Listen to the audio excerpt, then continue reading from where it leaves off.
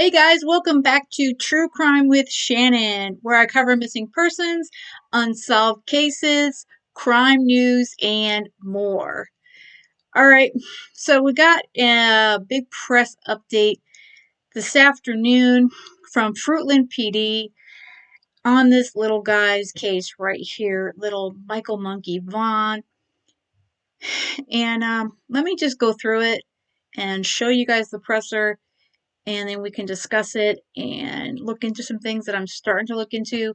The presser was about 3 o'clock Eastern time, my time zone, and I worked until 5, so I've only kind of had a very small amount of time to look into some of the new information, so I'm going to be definitely digging into that more coming up. But let me pull up KTVB's coverage of the presser.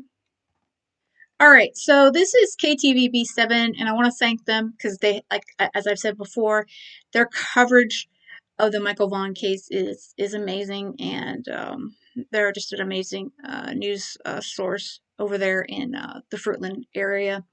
They covered the presser today, and that's where I watched the presser from throughout, online, and we've kind of gotten some not so great news in the case here. So let me actually just play the presser for you guys, and then we'll kind of go over some of the details here.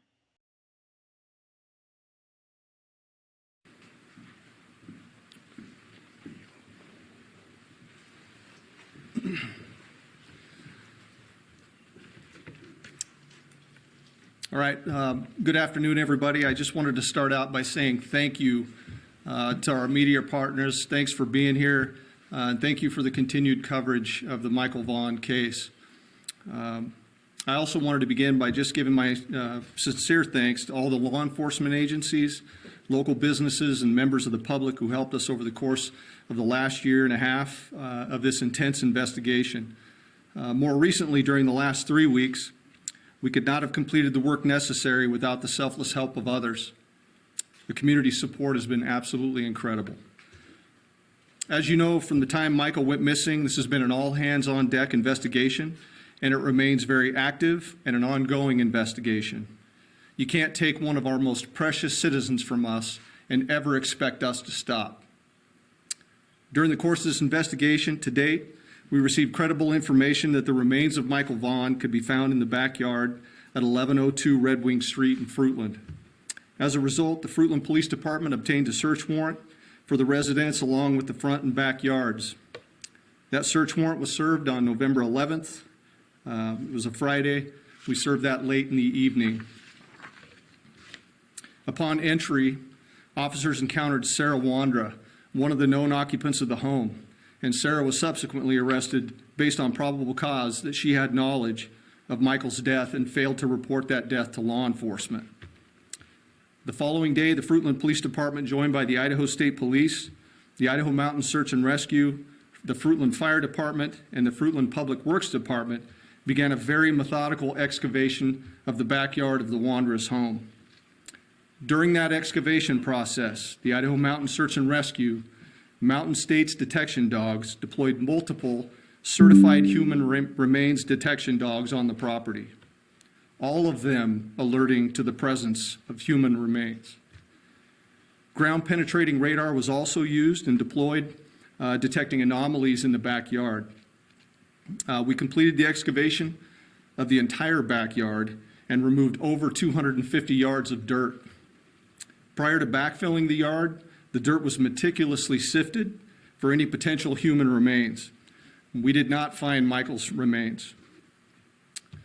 Although the remains of Michael Vaughan were not recovered, we strongly believe, based on evidence, that Michael was abducted and is deceased, and that his remains were buried and later moved from the property.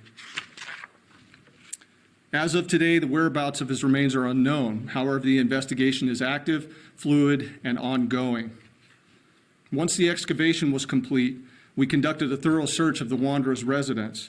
The search was productive, and additional investigative evidence was recovered and is currently being processed. Evidence suggests that the following individuals who are currently in custody are involved in the abduction of Michael Vaughan.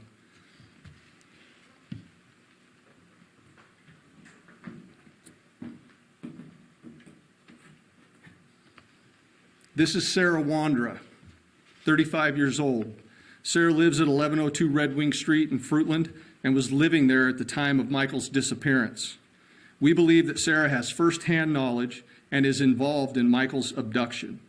Sarah Wandra is currently being held at the Fayette County Jail for failing to report a death to law enforcement.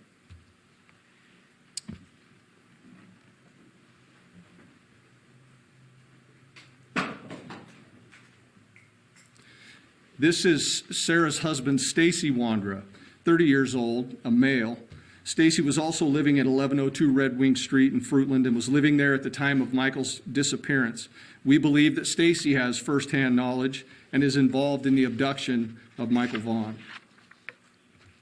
Stacy is currently being held in the Washington County Jail on unrelated charges. Now, the next individuals I'm going to introduce you to, let's go at the bottom there. This is Brandon Shirtliff, 30 years old, of Kuna, Idaho. Brandon was living with Sarah and Stacy Wandra at 1102 Red Wing Street at the time of Michael's disappearance, and we believe Brandon has firsthand knowledge of Michael's abduction. Brandon is currently believed to be in North Dakota.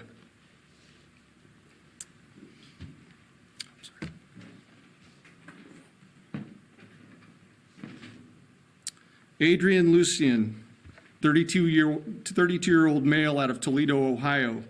Adrian was staying with Sarah and Stacy Wandra at 1102 Red Wing Street at the time of Michael's disappearance, and we believe that Adrian has firsthand knowledge of Michael's abduction. Adrian is currently believed to be in Toledo, but floats between Ohio and California. I strongly encourage Shirtliff and Lucien to contact the Fruitland Police Department detectives as the window of time for talking and cooperation is coming to a close. This remains an active and ongoing investigation, with conversations taking place with the Fayette County Prosecutor's Office about Michael's case and those individuals involved. We also believe that there are others associated with the Wandras, Shirtliff, and Lucien who may have knowledge of Michael's abduction, and I would strongly encourage them to come forward and speak with my detectives. When we finally reach the conclusion of this investigation, and I can assure you that we will, all of those who have knowledge of Michael's disappearance and have failed to report or hindered our investigation will be pursued. There's a moment in time to do the right thing and bring your information forward and cooperate, and that moment in time is now. To date, the Fruitland Police Department has received over 1,500 tips and leads, and we received many new leads since this phase of the investigation has began.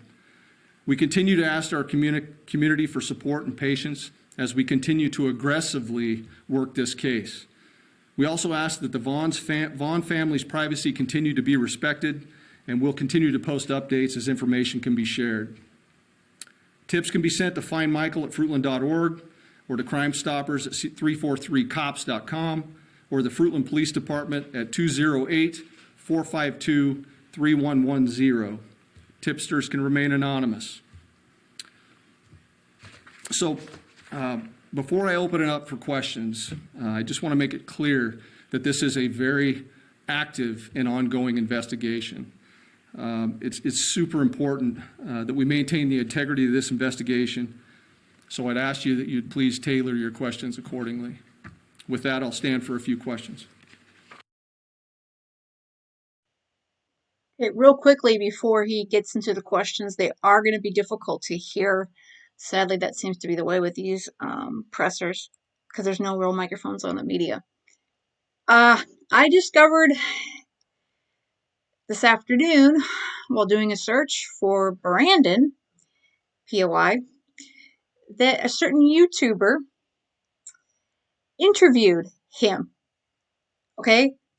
Any YouTuber who decides to stick their nose into this investigation in Fruitland or anywhere near these witnesses, any potential suspects, persons of interest, into the investigation, you gotta stop. Just stop. You are ruining the justice for little Michael. You need to leave it alone and let the police officers and the detectives do their job. If you look right behind Chief Huff, that's Chris McDonough. He's with the Cold Case Foundation. There are many experts, including FBI, federal, that are working this case. They do not need a YouTuber or YouTubers interfering in this investigation. Stop if you are out in Fruitland or anywhere near these individuals, or if you have been. I highly recommend you cease and desist because I will definitely be one of the ones who will report you, and I can tell you they're watching. So leave the investigation alone and leave this family alone. Brandy has asked for it, and I hope that everyone continues to hear that. And also, the chief has also just stated to leave the family alone. But let this investigation go through. If you would like to look into things online and talk about them here, that's fine. Do not make phone calls to potential family members or anything else that could be anyone involved in this case. This is not our business. Our business now, our responsibility is to get justice for little Michael and to support his family. That is our only one and only thing we want to be doing. We want to find justice, bring Michael back home to his family, his mom and dad. All right, so let's listen to the media questions.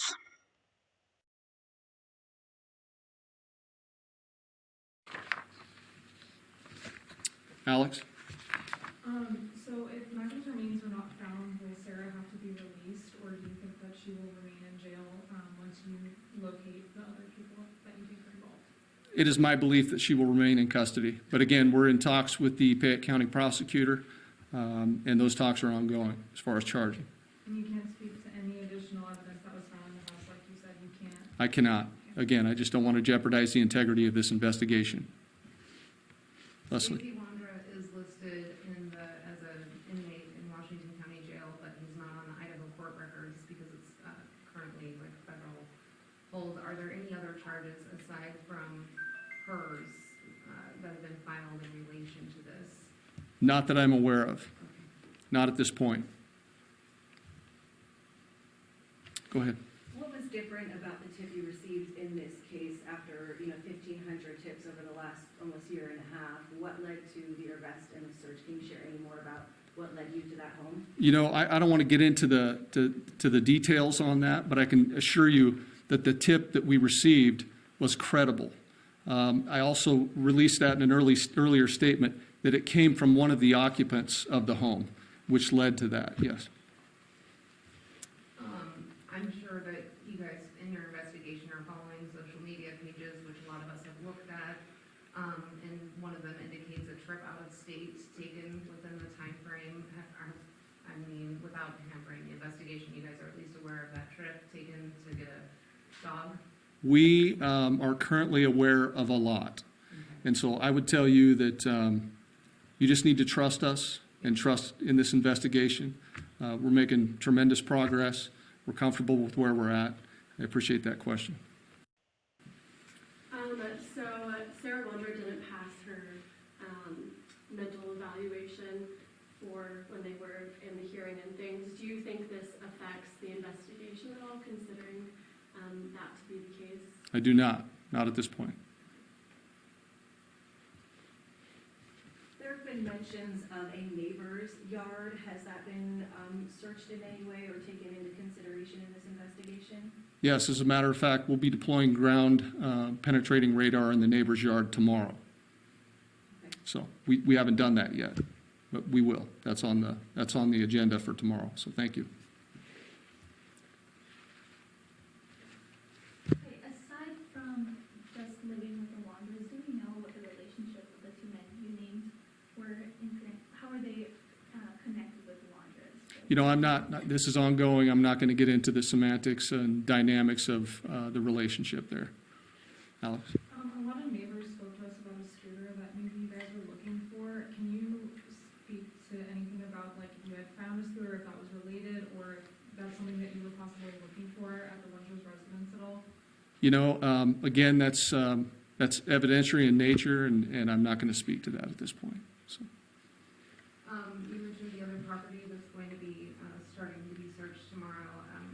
Are there warrants for any other properties besides that have been sought out? Not at this point, but, through the course of this investigation, I believe that there are other locations that we will definitely be searching.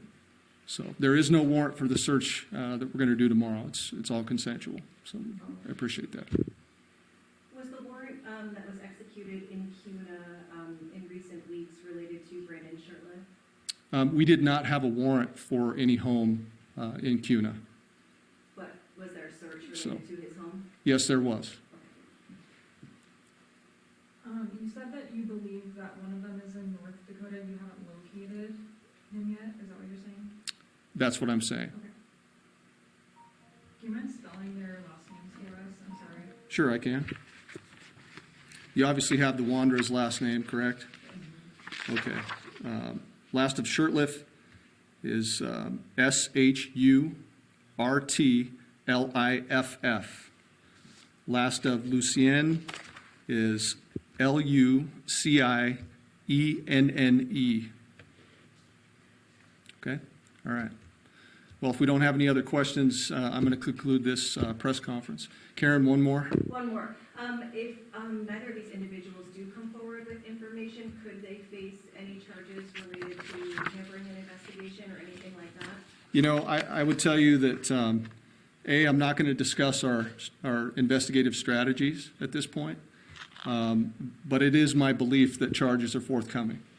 Just one last question. I know you're very proud of your team that's really done an amazing job so far. Can you talk more about that and about how they're doing? It's got to be tough.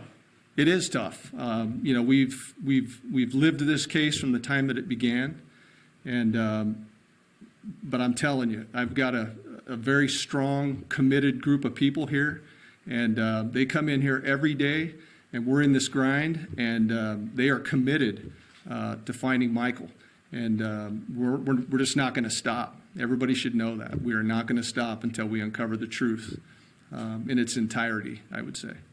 So, thank you. All right. Thank you, everybody.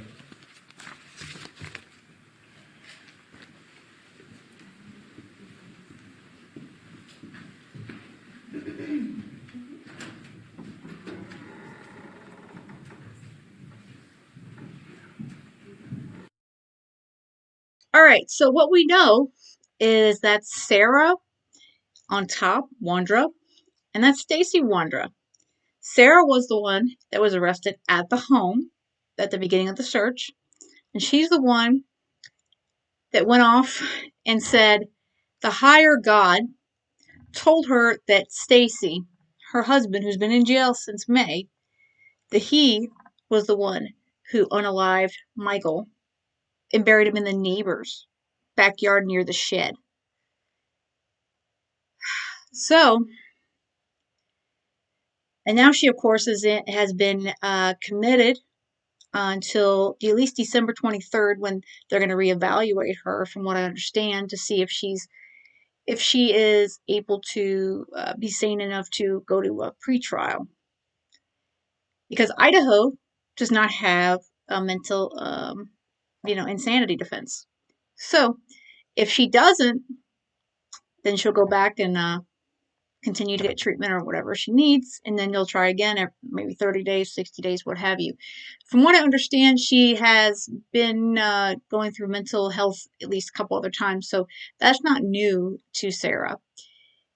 And for those that say she found religion, I personally, this is my thoughts, she didn't find religion. She's got some sort of a cult or some kind of strange issues in her head, because that's not religion.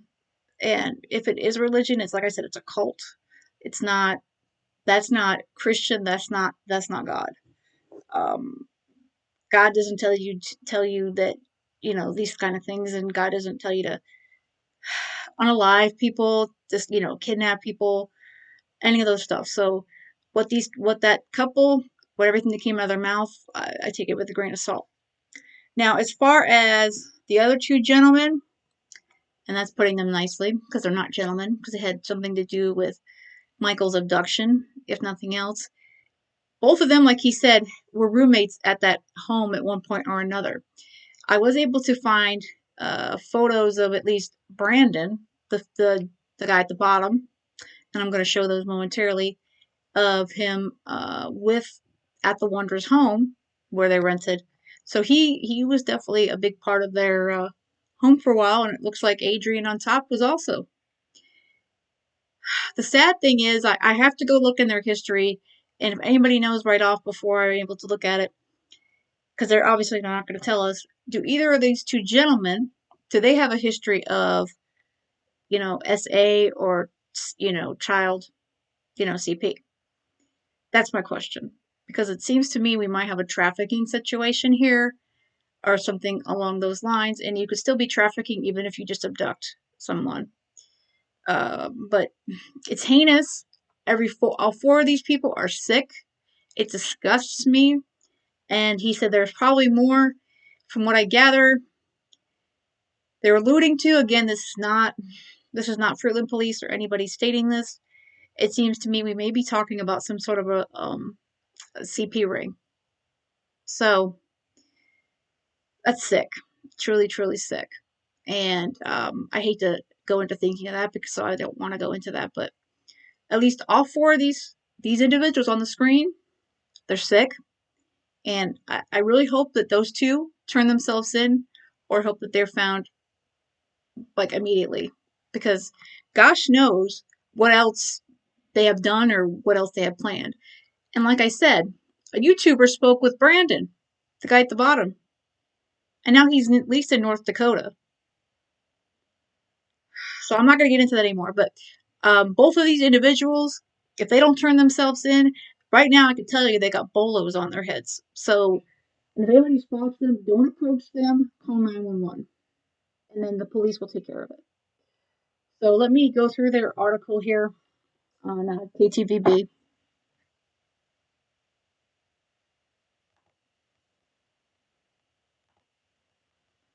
Pretty much is going over what Chief Huff just stated, but we'll go over that real quickly here. No stone went unturned, but Michael Vaughan is still missing. After more than a week of excavating a backyard and searching a house at 1102 Red Wing Street in Fruitland, Fruitland Police Department announced Thursday during a press conference that now 6-year-old Michael Vaughan, who went missing on July 27, 2021, was not found in the backyard of a home the two people lived in at the time of Vaughan's disappearance. Sarah Wondra, 35, who lived in the home on July 27, 2021, has been charged with failure to report the death of Michael Vaughan and remains in the Fayette County Jail. Her husband, 30-year-old Stacy Wondra, is currently in custody in the Washington County Jail on unrelated charges. So, they were asking why Stacy hasn't been charged with anything. Well, they don't need to show their hand before they need to, because he's in jail on other related charges. So at this point, they don't have to charge Stacy with anything yet. They've got him behind bars. That doesn't mean he's not going to be charged. And it's also been discussed. Maybe Stacy talked. I don't know, but they're saying someone in the home talked. It could be Stacy behind bars. It could be one of their former roommates, which may or may not be Adrian or Brandon. That we don't know. However, Fruitland Police Chief JD Huff said they believe Vaughan's body was buried in the Wanderers' backyard and then moved to another location sometime later. All human remains canine dogs used in the search alerted in the yard. Huff said during the press conference, ground penetrating radar and also detected anomalies in the yard. The FPD chief later specified they found additional evidence in the home that is being processed, but could not speak to as what that was. Huff also announced the identities of two more people thought to have first-hand knowledge in the abduction of Vaughan. Brandon Shirtliff, 30, believed to be somewhere in North Dakota, and Adrian Lucene, 32, believed to be somewhere in Toledo, Ohio. floating between there and California. Both Shirtliff and Lucine were staying with the Wanderers at the time of Michael's disappearance, Huff said. The window of time for cooperation is coming to a close, he said. According to court records, Shirtliff has a warrant for his arrest in Canyon County. The warrant is not extraditable. Huff told KTVB, meaning officers cannot send Shirtliff back from North Dakota on that specific warrant. However, if they can get him on that warrant, that'd be good. So anything helps that we can get these guys in custody. Even with 4 people believed to be involved in some way, Huff said there are still more people out there with knowledge of what happened to Vaughan and where his remains could be. He said more charges are forthcoming. The tip that led investigators to the yard came from one of the 4 people who lived in the home at the time. Huff said, but he will not say who, just that it was extremely credible. So that makes me think that it was potentially Stacy. Either that or maybe it was Brandon, because like I said, he has been spoken to. He was apparently in the area during all this excavation search. So, but I'm leaning toward it was Stacy. The tip led to a warrant, which later led to Sarah Wander's arrest. Police began searching the home on November 11th. I understand what police have said. It's not correct, Sarah Wander told the judge during her arraignment. Wander was later found mentally incompetent to proceed and was issued to be committed. Even with the remains of Vaughan still missing, Huff said it is believed that Sarah Wander will remain in custody. Neither of the Wanders have any relation to the Vaughan family, police said, even though their house is just a 2-minute drive away from where Michael Vaughan was last seen. A search also was conducted in Kuna, Huff said, but he could not specify who the home belonged to. See, that was interesting also.